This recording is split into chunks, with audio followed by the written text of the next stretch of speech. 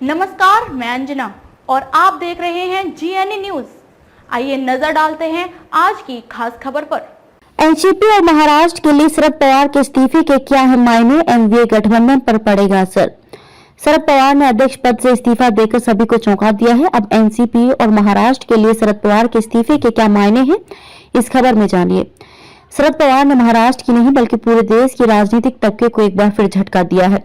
NCP supremo Sharad Pawar ने घोषणा की कि वे एनसीपी के प्रमुख के रूप में पद छोड़ रहे हैं। जिस पार्टी का गठन उन्होंने 1999 में कांग्रेस से अलग होने के बाद किया था, इस घोषणा का समय इसका सबसे महत्वपूर्ण हिस्सा है। अगले 2 हफ्तों के भीतर महाराष्ट्र के सीएम एकनाथ शिंदे और 15 अन्य विधायकों का योग ठहराने की उद्धव ठाकरे की याचिका पर सुप्रीम कोर्ट अपना फैसला सुना सकता है।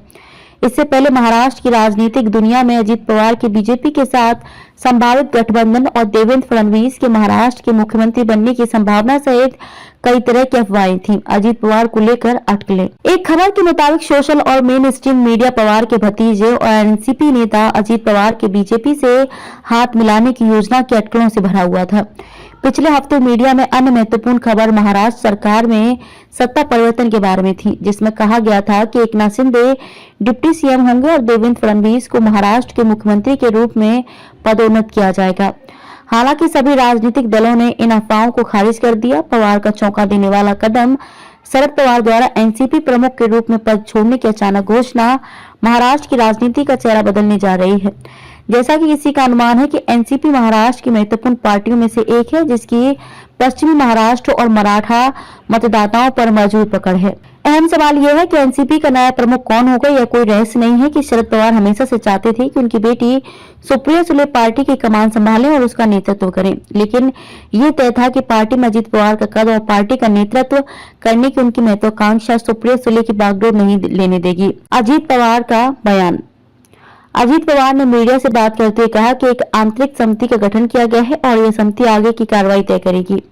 मुंबई के बांदा कुर्ला कॉम्प्लेक्स में आयोजित एमवीए रैली वज्रमुठ के ठीक एक दिन बाद शरद पवार के एनसीपी प्रमुख के पद से इस्तीफा देने की घोषणा ने भी कुछ अफवाहों को जन्म दिया था कि पवार परिवार के भीतर आम सहमति के बाद अचानक निर्णय लिया गया था। राज्य की राजनीति पर करीब से नजर रखने वाले एक राजनीतिक पर्यवेक्षक ने कहा कि पहले की अटकलें थी कि अजीत पवार बीजेपी में शामिल हो सकते हैं और एनडीए गठबंधन के प्रभावित होने या पुनर्गठित होने की संभावना है। एनडीए पर कितना पड़ेगा असर। हालांकि एनसीपी सुप्रीमो के फैसले का निश्चित रूप से 3 दलों के गठबंधन पर महत्वपूर्ण प्रभाव पड़ेगा, चूंकि महाविकास अघाड़ी जिसे विभिन्न विचारधाराओं के साथ 3 दलों के गठबंधन द्वारा बनाया गया था।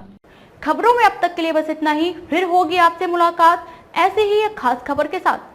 तब तक के लिए नमस्कार और बने रहिए GNE न्यूज के साथ।